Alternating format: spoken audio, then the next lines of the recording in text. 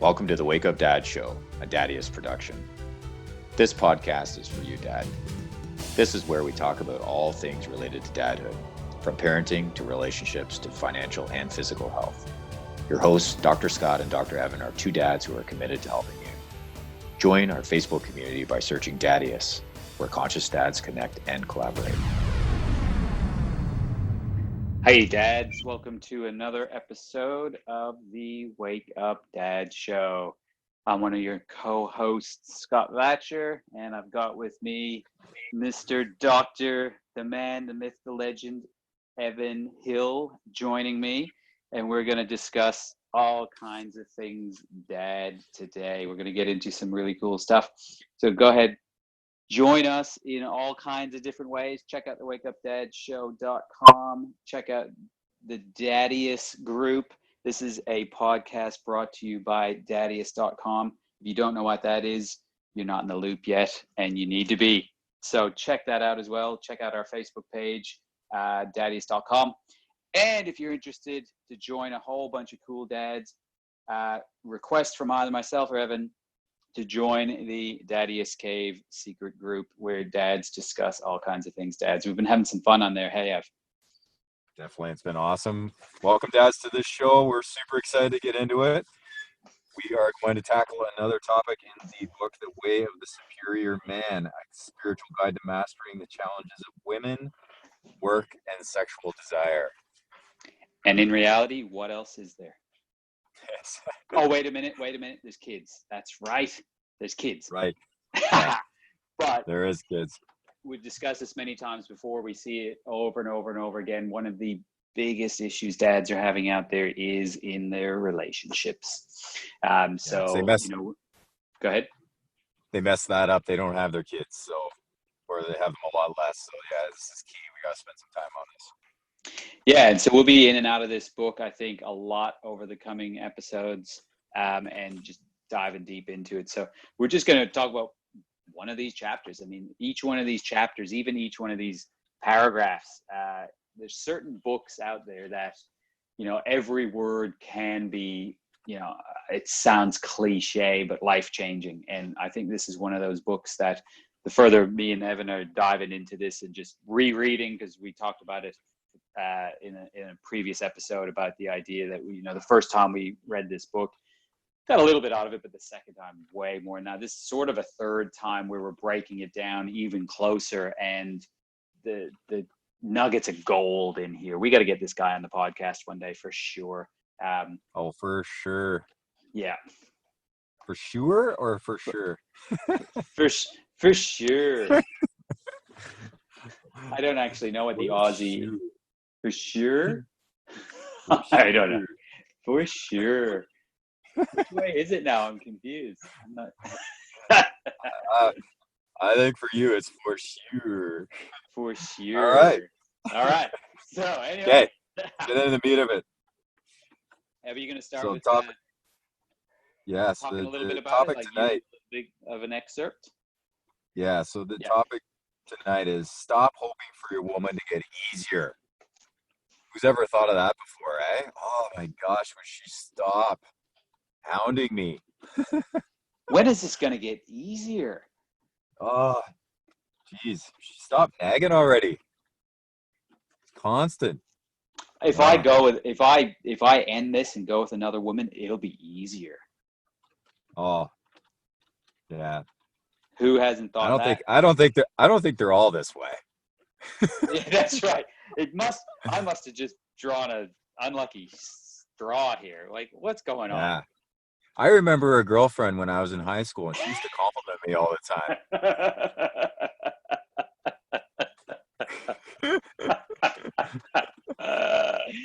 My buddy's wife never treats him like this. It's just my wife. Oh, man. All right, so here's the excerpt from the book. It's, listen loud and clear, dads. Her test may come in the form of complaining, challenging him, changing her mind, doubting him, distracting him, or even undermining his purpose in a subtle or not so subtle way. A man should never think his woman's testing is going to end and his life will get easier. Rather, he should appreciate that she does these things to feel his strength, integrity, and openness. Her desire is for his deepest truth and love. As he grows, so will her testing. I'm going to be honest, Scott. When I read that the first time, I was like, huh. Okay, you better like seriously unpack this because that doesn't make any sense to me. Well, to me, when I first read it, it was like, man, that sucks. Are you kidding me? Like, it's never gonna end? Really? What is this for? Oh man. But it's true, right? And so true. And if we continuously hope that it will get easy or even easier, I think it's like when we stop growing, Mm-hmm. it's part of that process. And I think you said it, I will probably unpack this a little bit too, but even in some of our messaging yesterday, as we were talking about what we were going to say is, if it does get a lot easier, it's probably just before she's going to leave you.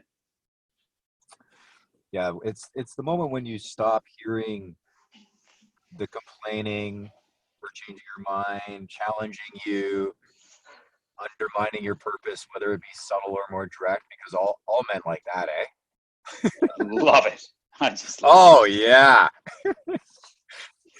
But like what we discover in the chapter is that all of that is part of her trying to determine whether you are exemplifying the divine masculine, which basically means that she's unable to knock you off your stride, and you can still be humorous and funny and and not lose it, so to speak, not to take it personally, nothing like that, but to be in that place of presence, loving, all pervading. It's one of the words he uses. So it's actually a challenge to see where you're at, and when she sees that you are this Shiva, which is the divine masculine, that is the ultimate for her. That's where her intimacy level is going to go way up, because she's going to be able to trust you. So here's an example. Let's just say you're working on a deal for like 4 months, or maybe let's just 2 years. You're working on this deal, and you end up finally closing it, and you just made like $1 million, and you come home and you're like, babe, holy shit, I just knocked it out of the park. I just made $1 million.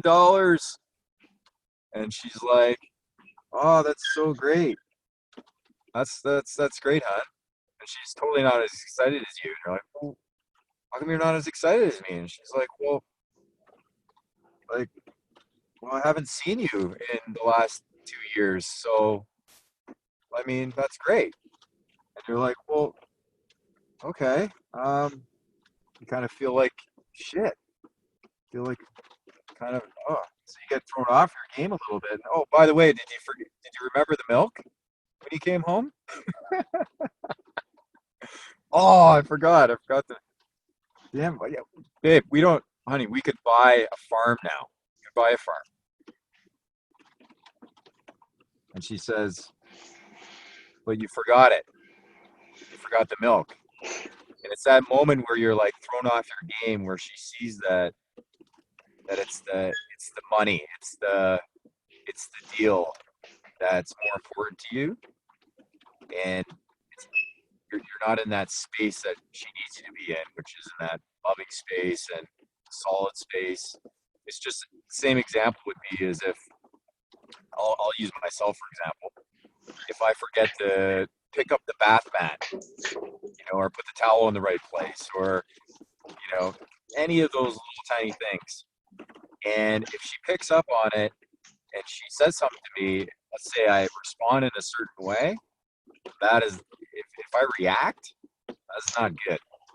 okay? Because she's gonna lose her trust in me versus if I be like, oh yeah, oh my gosh, yeah, I got that, and just get in there and I'm still like present and I'm not throwing off my game and that kind of thing. That's the kind of thing that develops greater level of trust. Believe it or not, it works. Yeah, I mean, what Evan, I think, as he goes through that example and talks about, as a dad, you're probably listening to that and going, if I came home and said I made $1 million after 2 years of this work and it all came together, I made $1 million, and she's talking about being pissed off because I did pick up the milk, and you don't want me to get pissed off at that, right? So it's really important, I think, to look at this whole scenario, this book or anything else, whichever way you react, it's your choice on how you're going to react. And so what we're trying to do is go, okay, listen, you can react, you can be pissed, you can just say like, what are you talking about? Screw the milk. Forget that, think about this and blah, blah, blah, and all this stuff versus trying this part on, trying this scenario out and seeing how it fits and how it goes in your life. Because I can guarantee you, think about this. So she's trying to consciously, unconsciously, subconsciously, whatever, knock you out of your masculine, which is that true north, that really situation that we talked about in one of our previous episodes about the idea behind masculinity and femininity and the polarity that happens. If you lose that polarity, it becomes neutral, you're gone. The relationship's gone. The sexual energy's gone. So if you can stay in your masculine and not go into your feminine, which is freaking out over that situation, right? Remember, feminine is really like the weather. It changes in an instant, whereas masculinity is sort of a straight line with a north compass, knowing where you're going. So if you start doing that, you're going to become neutralized. There's not going to be that sexual tension. There's not going to be that polarity that can get us what we want, right? Which is that great relationship with our partners. So is what we're talking about the truth? No, but try it on. So in a situation like that, go into the masculine, and in his book he describes something like, if that situation occurs, instead of going into that upset, pissed off state and getting into that feminine energy, go into the masculine, just grab her and say, I forgot the milk, I'll go get it as soon as I can, give her a little swirl around, give her a big kiss, and instantly it'll change. Mm-hmm. Yeah. Does that make sense? I hope it does, because I can tell you, we talked about this in our pre-show chat, that this book, man, is so deep that we're trying to get it out in I guess, easier words. Like he throws out words like divine masculine and Shiva and stuff like that. And I bet you a lot of dads out there that might be listening, as soon as they hear a word like that, divine masculine, they're like, They're like, I'm never buying that book. that sounds like shit. I'm never going to buy that. That doesn't make sense to me. That's rubbish. Divine masculine, this, that, the other thing. Forget about the words and try and get that underlying situation, which is what we're trying to do here, sort of unpack it for you. So that I definitely recommend you get the book, get the audiobook, both. But I hope that what we're saying gets across to you to try something else on, because especially, and this is, I talk about this a lot with people in my practice, is that if something's working for you and it's a good part of your life, keep doing it, right? If you're doing something that works and it is actually working, then just keep doing it. But this is in those situations where, man, what we're doing is not working. There's so much trouble within relationships, over and over and over and constantly, that trying something else on, even if it sounds completely wacko, can work. And that's the bottom line of it, isn't it? We want our relationships to work. We want them to be not just incredible, but one of our P6 of dadhood is passion. Right? I think that's it encompasses so much, because passion's really what we want out of our relationships. Now, don't get me wrong, it's not going to be there 100% of the time, because if it was, it wouldn't feel like passion, right? There's the roller coaster ride of the up and the down and the sideways of life, and we all know that happens in our relationships, in our parenting, in our money, in our business, in our health, in our dad bod, fit bod, have a kid, get fat, try and get fit again, get fat again. It's so much up and down to it that we're just getting it out there, that in the passion part of our relationships, to up that game, to up that ante. I think my rant's over for the moment. Yeah, I look back at my relationship with my wife, and I have been doing this part of my relationship wrong for almost the entire time. And I can see how my response, looking back and now, how every time I would respond a certain way, where it would piss me off, or she could see like inside internally, makes my blood boil a little bit when I feel like she's nitpicking on the stupidest little things. That wasn't working for me, and like for our relationship, I should say. And it wasn't really working for me either. It certainly wasn't working for her. And so, it was like I was almost wishing for that to stop. And instead of wishing that it stops, now I actually embrace it, because I realize now that a strong woman, like I've attracted a strong woman, and a strong woman will challenge her man. She wants him to be that arrow pointing north, and she can't knock him off his course. No matter how much she's nitpicking, challenging, subtle or direct hits to his purpose, whatever it may be, if he stays true, then it allows her to stay in that space of intimacy, because she can trust me. She can trust me. And it's been amazing since I've really been conscious of it and been applying it, how she seems so much more in her element. And I feel like she's way better off as a result. Things are just working better in our relationship. It's been a phenomenal difference. One of the points he makes in this chapter, which I think is really critical, is a weak woman may settle for a weak man and play into their need to feel like a boy. That was an interesting comment.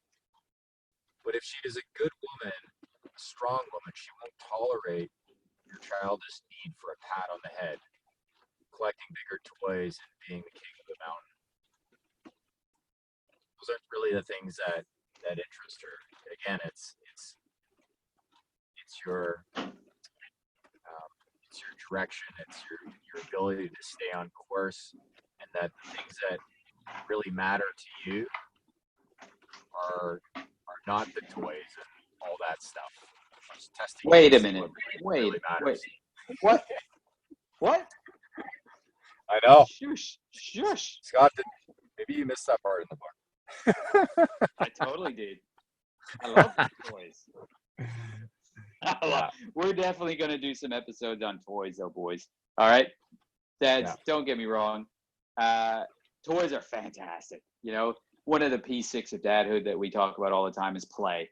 And part of play is, play with the kids, but play with ourselves. Because dads are wacko. We just love to be ourselves. We love to have fun. And I love toys, man. I'm such a gadget toy guy. So we're going to dive into that at some other point. But what I'm saying is that's not really the big picture. That's just having fun. That's such a side, especially within the passion part.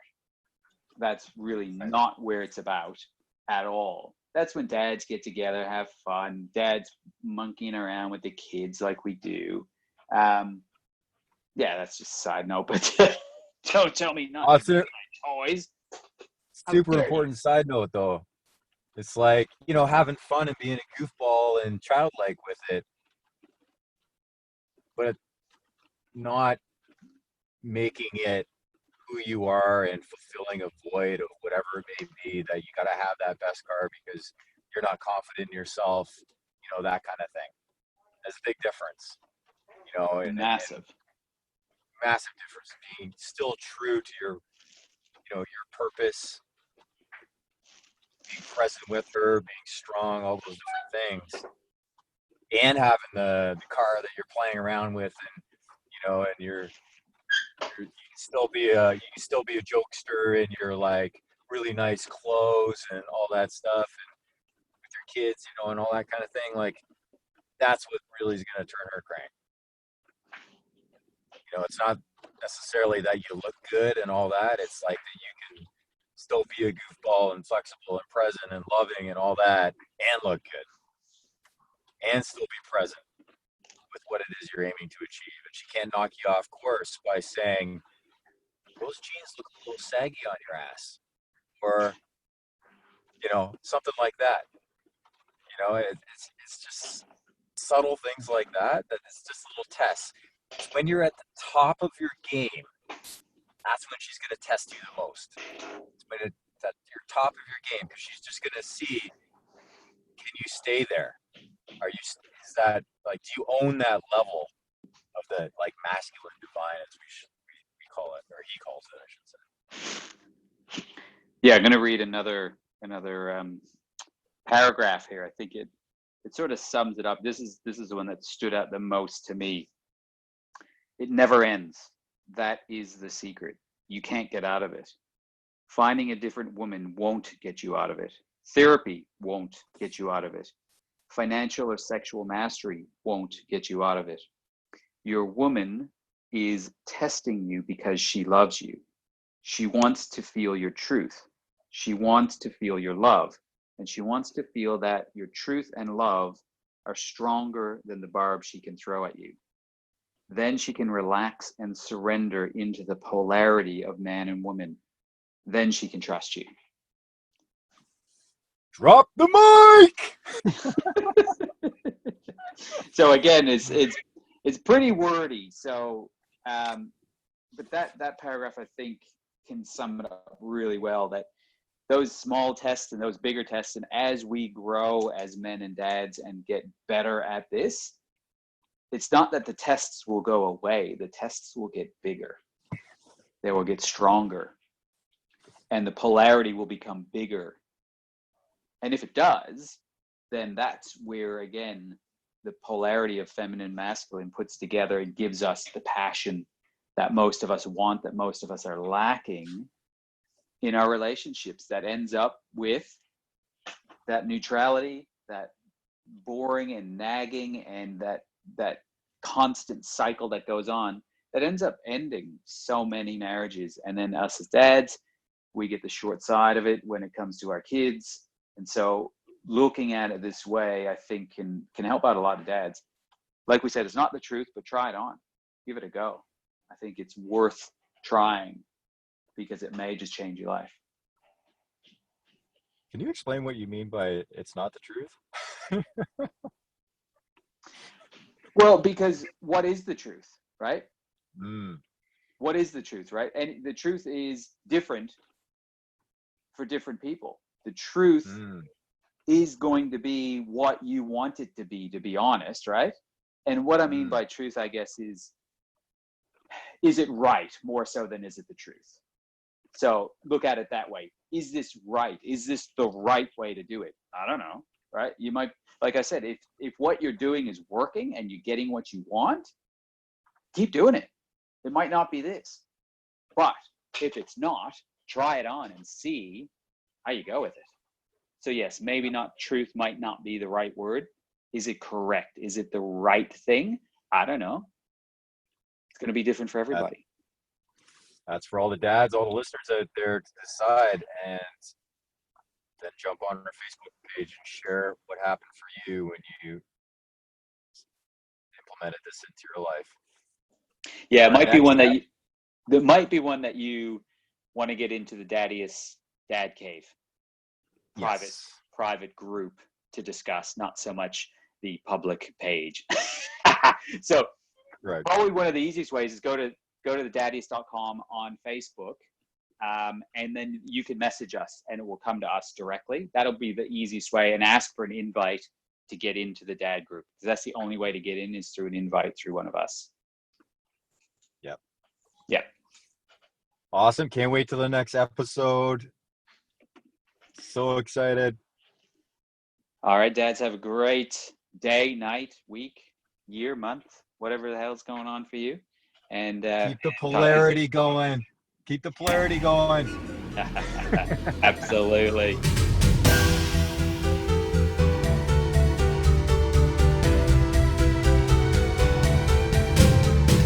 Thanks for listening. Remember, join our Facebook community, Daddiest, where conscious dads connect and collaborate.